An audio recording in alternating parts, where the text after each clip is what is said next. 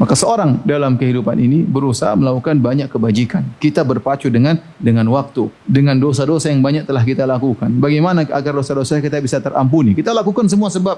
Kita beristighfar, kita bertobat. Antara sebab utama banyak beramal saleh, berbakti sama orang tua. Ya. Oleh karenanya tatkala ada seorang wanita dia belajar sihir di zaman sahabat. Ya. Kemudian dia sudah praktek, kemudian ternyata sihir sudah berjalan, dia ingin menyihir suaminya. Ya.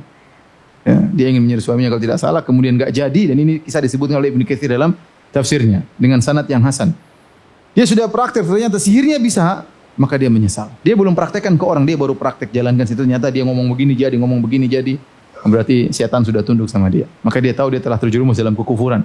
Maka kemudian dia pulang ke Madinah ingin ketemu dengan Nabi SAW, tapi Nabi tidak ada. Nabi sudah meninggal dunia. Maka akhirnya dia cari sahabat, tanya sahabat ini, tidak bisa jawab. Apa yang harus aku lakukan? Aku telah terjerumus dalam sihir. Adakah amalan yang bisa aku lakukan menghapuskan dosa-dosaku?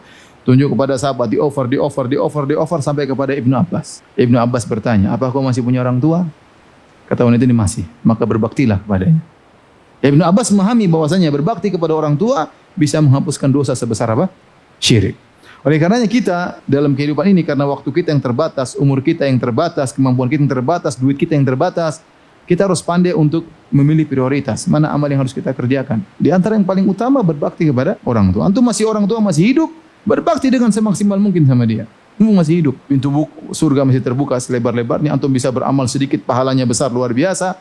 Ya, sebagaimana perkataan Ibnul Munkadir, dia berkata, ya bitu agmizu rijlai ummi wa bata akhi Umar yusalli, fama sarrani anna lailati bilailatihi. Aku semalam suntuk pijit kaki ibu, sementara saudaraku solat malam, tapi kalau suruh tukeran pahala aku enggak mau. Ya. Aku enggak mau. Meskipun dia tidak solat malam, dia hanya pijit kaki ibunya. Oleh karenanya banyak seperti mungkin haji, kalau punya uang haji, bisa sedekah, bantu orang miskin, datang ketuk pintu rumah orang miskin, cari mereka yang susah. Sebagaimana kata para ulama, orang yang baik ada dua, ada orang baik yang ditunggu didatangi orang miskin mengetuk pintunya, ada orang baik yang mencari orang miskin untuk memberikan.